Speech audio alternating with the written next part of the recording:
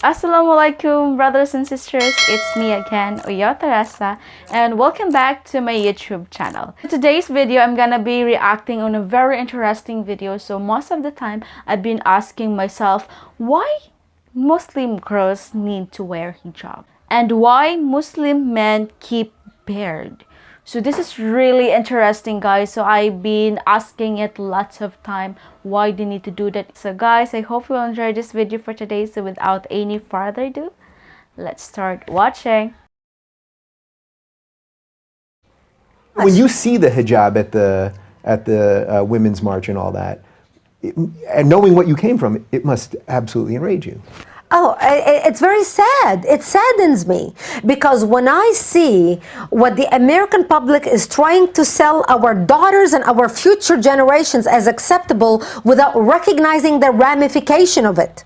Because Americans are not seeing the ramification. When you start seeing hijab popping into a community, that's a sign of radicalization. That's not a sign of progressiveness. That's a sign of going backward. That's actually the first sign of a radicalization of a community, because that means they're becoming more devout, more following the Quran to the letter, oppressing women. A woman in a hijab means you are shameful to look at, you are dirty to look at, therefore you need to be covered because you are a walking sin.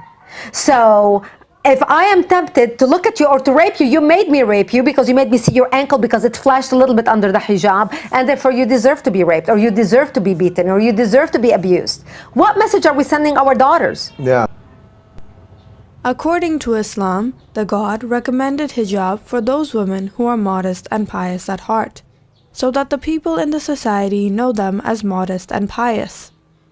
Hijab is a sign of modesty and piousness, which dictates that women with hijab do not enjoy displaying their beauty to all, and they do not want to be known to all as hot and sexy. They are not open for flirting or asking out for a date.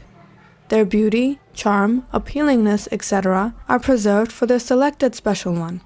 It is a lifestyle, and believing women feel dignified in hijab as it empowers them, gives them authority and control over the viewership of their beauty. And women who follow this lifestyle feels insulted, disrespected, and undignified when their hijab is questioned.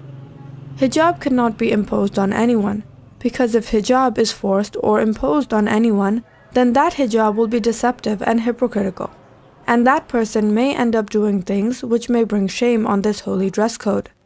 Hijab has to come from within, with integrity and understanding. And the God knows what people have in their heart. If someone is not modest and pious inside, their hijab of outside is meaningless.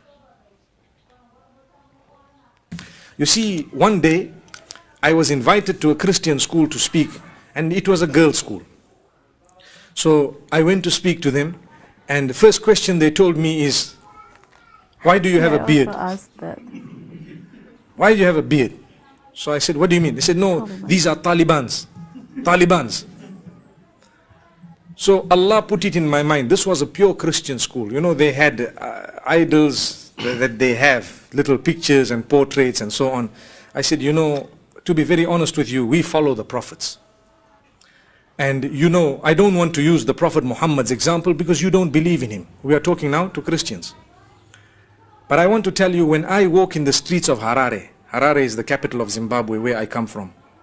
When I walk in the streets of Harare, the small boys, they say, Jesu. You know what is Jesu? Jesus. Says, there is Jesus walking. But when they see your priest, they don't say that. Are you following what I'm saying? Yeah. When they see your priest, they don't say, there is Jesus walking.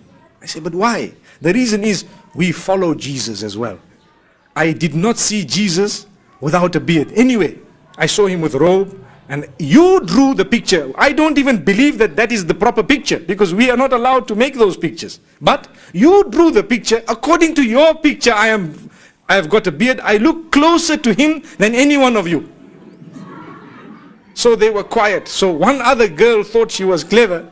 So she said, but what about your women? Why are they also covered? You cover them. You know, this question comes up all the time.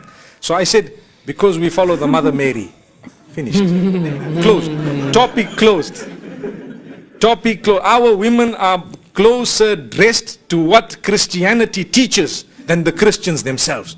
We are purer in Christianity than the Christians themselves, because look at the dress code, look at the morals, look at the conducts, look at how strictly we follow the 10 commandments, look at how we would like to, stop certain things from happening and so on. And every little while they find it creeping in. The church sometimes will allow homosexuality, they will allow, it changes. They change it in order to get more people to follow. With us, even if no one is following, the deen will remain. And still there will be people who will follow. So let us remember, when you want to think of answers and when you have discussed, you will have the answers.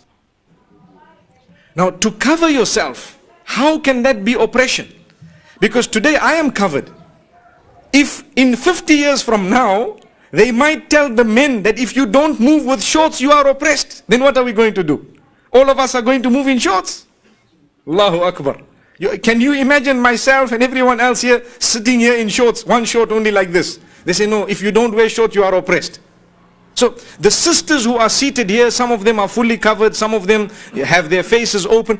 Nobody has forced them to do that. It is their own will. They are Muslim, they are surrendering to Allah. So we believe that in the same way, you see, sometimes people say it is oppression to cover. Why are you covering? I have had questions regarding my own family where people say, why do you force your family to cover? And I tell them, you ask them. Did I force them? I didn't force them. No, it's oppression. So I am oppressed. Yesterday I was in Colombo and I gave this example and I want to give it to you. It's a very good example. I was one day sitting in an aircraft a few years ago. There was a man who sat next to me and he looked at me, he doesn't know me, he doesn't know anything about me, and he told me, you people oppress your women. To start with, no hello, no how are you, no good morning, nothing. You people oppress your women. So I looked at him and I said, Ya Allah, what should I tell this man? He wants to fight. You see, he wants to fight. He wants to argue and debate. So I can't talk to him on normal terms because he didn't talk to me on normal terms. So he was with his wallet looking at something. You know the wallet where the money is? He was looking at something. So I looked at him, I said, you are oppressing your money. He told me, what do you mean? I said, the same thing you mean that we oppress our women. So he said, why? I said, because you are covering your money. Your money is covered. Everything is covered inside there. Can you see? He said, no, but this is because it's money. It's valuable. So I said, wise. our women are also valuable. They are valuable. So sometimes when you talk to someone who is foolish, you need to give them a foolish answer also. Foolish. They don't understand. Then he was quiet. He just did, and he was quiet. There was no other answer. So the thing is, we believe, and if you study, you will find today divorce is very high across the globe. And today problems have increased, marital problem. Today people are interested, may Allah protect us. We are in a Muslim country, we are happy and we thank Allah. But some other places in the world, men are interested in men and women are interested in women. You know what I'm talking about. Now in some countries, some of the most developed countries, I was reading an article recently, there are some people fighting. Listen to how people are taking not only religion away from us, but they are taking our brain away from us. There are some people in developed countries who are fighting to say we are free to marry our dogs. Wallahi. They are saying, why is it, if a man is free to marry a man, why can't a man and a woman be free to marry the dog? What is wrong? We are free, do what you want. They are fighting it. That is how the issue of homosexuality started many, many years ago, in the same way, where people said we are free, until they convinced some people that we are free and they started. So now they started the other ball rolling, very soon they will allow it. Astaghfirullah, may Allah protect us. So if you take a look at the Islamic ruling of covering, when there are women all over who are not covered, you have some, they might be more beautiful than others, and you have some, maybe their character is not good, and so they're all different types. Like if you have a motor vehicle, say for example you have your motorbike. I notice, mashallah, here most people have motorbike. When you buy a motorbike and you are riding it, you are very happy because it's brand new, isn't it? But after some time you saw another motorbike, you say, oh, that one is better, I will get that one inshallah. And then you continue, after some time you change your motorbike, you get a better motorbike because you saw it. If you did not see that other motorbike, forever you were going to believe yours is the best. Wallahi. Look, you have a phone. If you have iPhone 4S It's the latest, isn't it? So if you have iPhone 4S, you are very happy, you are excited, you keep in your pocket, you know, you talk. There is something called Siri, you talk and you see and how it works and everything. You are very excited. But when you see iPhone 5, you say, oh, now mine is not latest. But if you did not see iPhone 5, up to when you die, your iPhone 4S is the best. Do you agree with me? Yeah. There you are. So Islam says, your wife, when you got married, you are so happy, she's your bride, you had big function, you had such a nice place, father of the bride came, you came, everyone came. So when she is yours, you lower your gaze, you did not see another model. So you are very happy until the day you die, you think this is your best, finished. Really a good Subhanallah. But when you are looking here, looking there, and they are exposed, someone shows you hand, someone shows you leg, what happens? Your model, now you are not happy anymore. So divorce, I want another one. You see? And this is why it's happening on the globe. So Allah says, put nice clothing, so your beauty is covered, so it is appreciated. Other men, they will look down, women must look down, and the issue of lowering gaze is not only for women, both for women and for men. I also Lower feel your that. gaze. You don't have to stay someone, look them up, down, no. In Islam, we don't do that. So people say, no, you are So free. yes, in this part, I really hear this one, that if you will look like up and down, because here in my country you can you can look as like eye to eye contact with this female, male, something like that. But I hear that Muslim can't do that. Like if you're Muslim, so it's not allowed to do that. So if you can see, just see and look down. So that's why what he said in the video.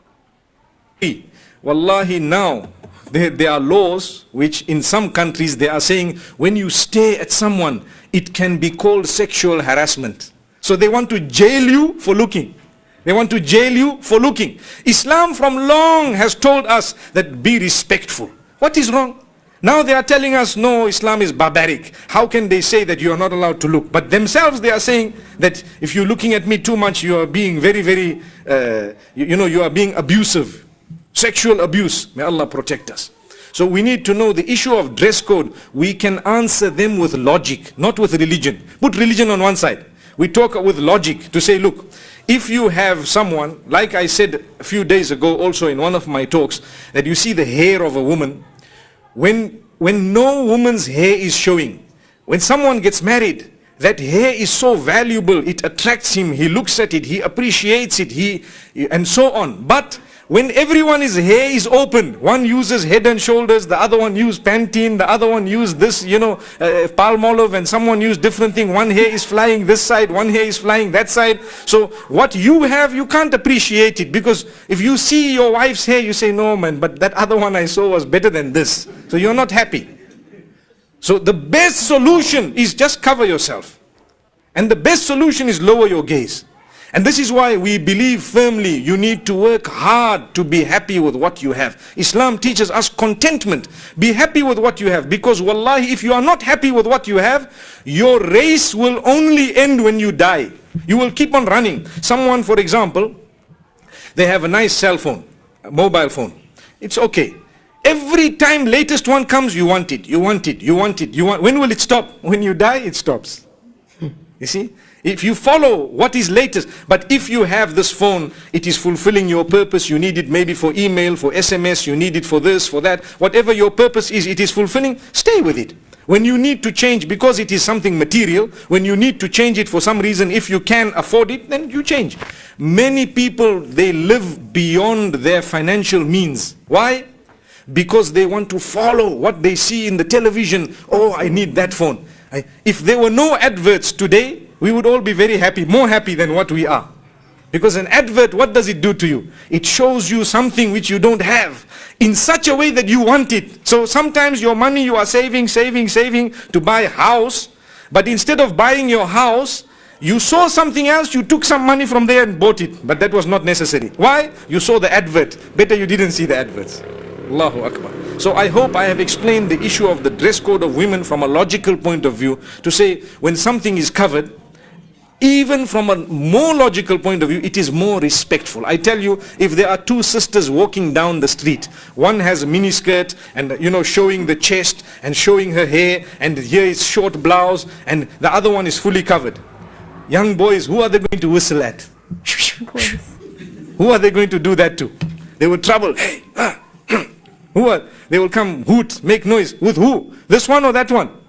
The one who is not dressed properly. One who is dressed properly, they won't try all that tricks.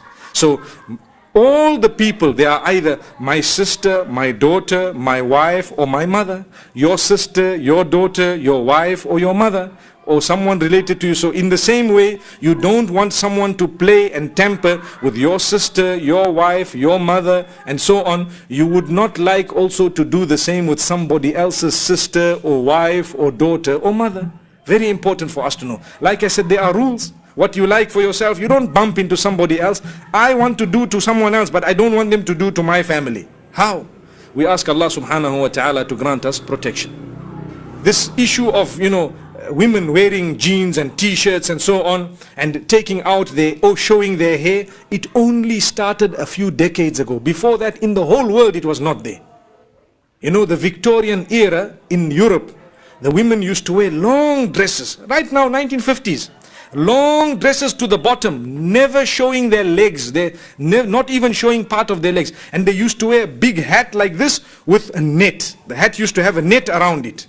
They used to wear that up to recently. And only now, a few decades, it started. So we still want to preserve our way. And we ask Allah subhanahu wa ta'ala to grant us goodness. We don't trample on other people's feet, and we hope that they don't trample on our feet. In the same way that the secular world considers it oppression. Yes, the secular world considers it oppression. To force someone to wear hijab, we say it is oppression to force someone to remove hijab. Same thing. So we ask Allah subhanahu wa ta'ala to open our doors. With this I end saying, Jazakumullahu khaira wa assalamu alaikum wa rahmatullahi wa barakatuh. Like, share, and subscribe to create awareness. We are also available on... So that was really amazing, guys. So he really explained it very well, and it was really understandable, and I was really amazed. He's really so wise. To tell you honestly, he's really wise. So look, he really forced me. No, not forced. No, it's not forced. Like, he really teach me, like, yeah, you need to wear hijab. So he really explained it very well. So I was really impressed on that, and it was really amazing. It was really, really amazing that I hear this. It's really a big opportunity for me, and it's really lucky to hear this. So this is really what I love, because he really explained it very well, and it's really understandable. So guys, thank you so much. Once again, I'm Oyao Theresa, and before I'm going to end the video, please don't forget to subscribe my YouTube channel and hit the notification bell that you've been notified on my next video. So guys, thank you so much. Once again, I'm Oyao Theresa. May God bless you and have a nice day.